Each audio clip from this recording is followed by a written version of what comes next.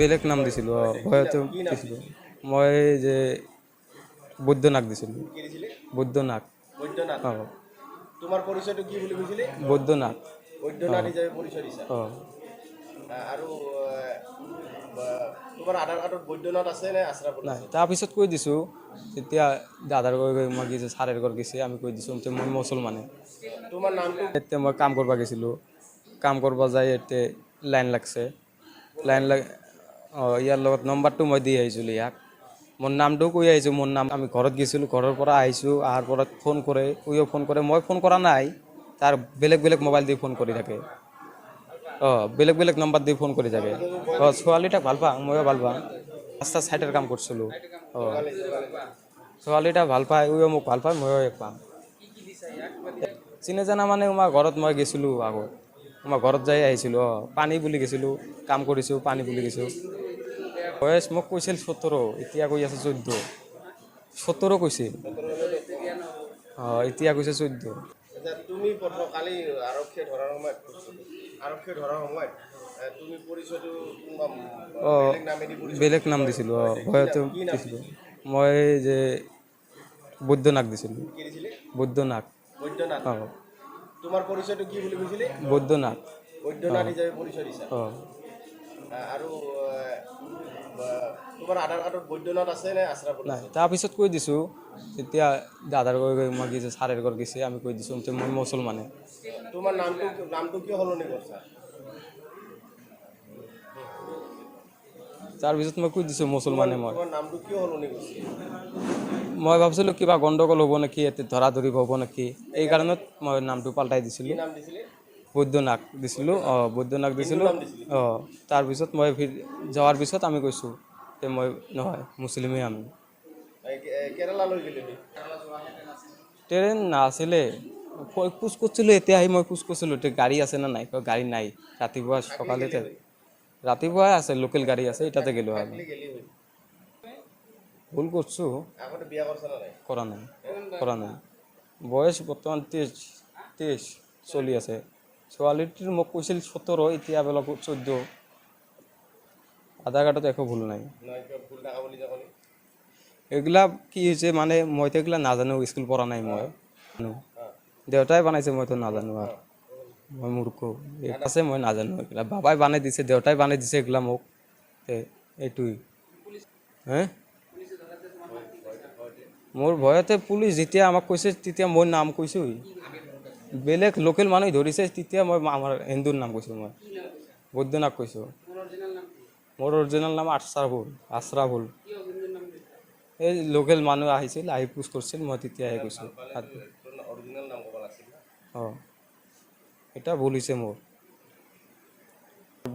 বিজনী এই মানাজ বুলি কয় কালি নিশা প্ৰায় 2মান বজাত এক গোপন সূত্ৰেদি আমালৈ ফোন আহিল যে ষ্টেচনত এনেকুৱা এজনী বড়ো ছোৱালী আনি সন্দেহজনক যুৱক এজনে ষ্টেচনত ক'ৰবাত ট্ৰেইনৰ জৰিয়তে বহিৰাজ্যলৈ বিক্ৰীৰ বাবে লৈ যোৱা হ'ব।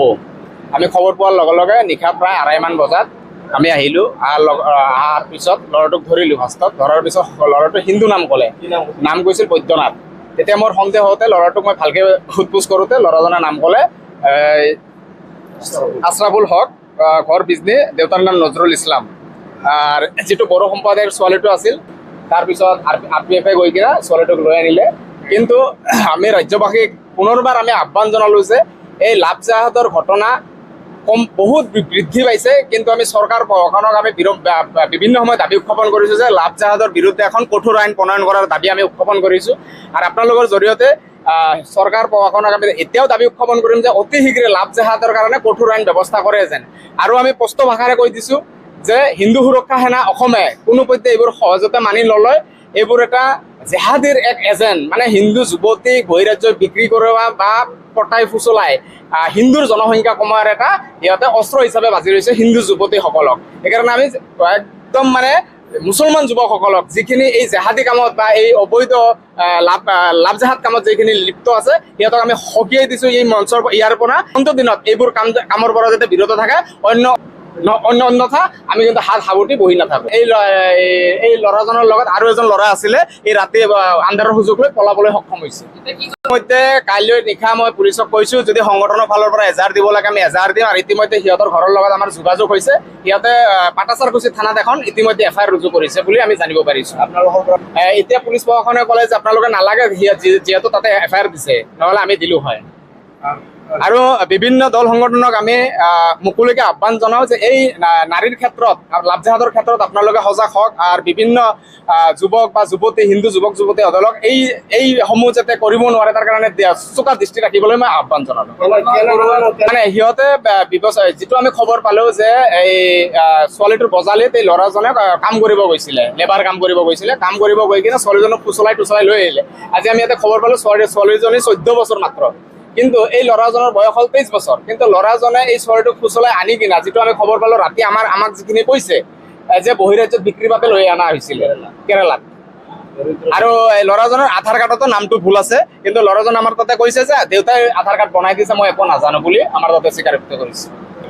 নহয়, আমিতো আগৰ পৰাই কৈ আছো, হিন্দু ছোৱালী বুলি নহয়, প্ৰত্যেকজন হিন্দু মা দেউতা, গাৰ্জেন তথা সমাজৰ মানুহ এই ক্ষেত্ৰত সচেতন হ'ব লাগিব। কাৰণ কিয়, এইটো এটা সিহঁতে সেই অস্ত্ৰ হিচাপে বাছি লৈছে হিন্দু জনসংখ্যা কমোৱাৰ কাৰণে।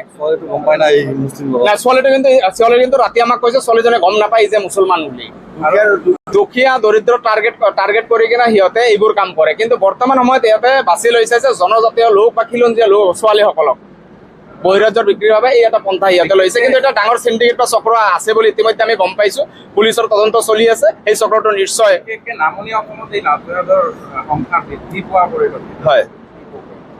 নহয়, এতিয়া আমি ক'লোৱে যে একাংশ মুছলিম জেহাদীৰ দৰে সংগঠনসমূহে সিহঁতে লাভ জেহাদ কৰাৰ বাবে সিহঁতক ধন দিয়ে, আশ্ৰয়ৰ জাগা ঠাই দিয়ে, আৰু সিহঁতক মানে উৎসাহ কৰি দিয়ে যে হিন্দু যুৱতীক পটাই ফুচলাই লৈ আন, বিয়া পাত নষ্ট কৰি দিয়ে। কিছুদিন আগত আপোনালোকে গম পাইছে মাজুলীৰ ছোৱালী এজনী আনি কিনে বৰপেটা চিনেমা হলৰ সন্মুখত ভাড়াঘৰত ৰাখি কিনে লাষ্টত ছোৱালীটো মৃত্যু সাবটি ল'ব লগা হ'ল। এই ধৰণে বহুত হিন্দু যুৱতী মানে প্ৰাণ আহুতি দিছে। সিহঁতে ল'ৰাজনে যিটো ক'লে কাম কৰিব গৈছিলে, লেবাৰ কাম কৰিব গৈছিলে, কিবা মথৰে কাম কৰিব গৈছিলে, তেতিয়া ছোৱালীটোক ফুচলাই লৈ আনিলে। আৰু ছোৱালীটো একদম নিৰীহ, মানে আমি কথা পাতি চাইছো, ছোৱালীটো একোৱেই নাজানে, মানে ঘৰৰ ছোৱালী কাম কৰিব। আমিতো কৈ আছো মিয়াক কোনো কৰ্মসংস্থাপনত নিয়োগ কৰিব নালাগে হিন্দু লোকসকলে, এইটো স্পষ্ট কথা। এইটো আমি হিন্দু ৰক্ষাই নাই আগৰ পৰা আমি কৈ আছো, আৰু এইটো আমি দাবীও দিছো। আৰু চৰকাৰে যে অতি শীঘ্ৰে লাভ জেহাদৰ বিৰুদ্ধে কঠোৰ আইন প্ৰণয়ন কৰাৰ কাৰণে আমি দাবী উত্থাপন কৰিম। যিকোনো খবৰৰ বাবে যোগাযোগ কৰক 7099017330 লগতে 7099017110 নম্বৰত।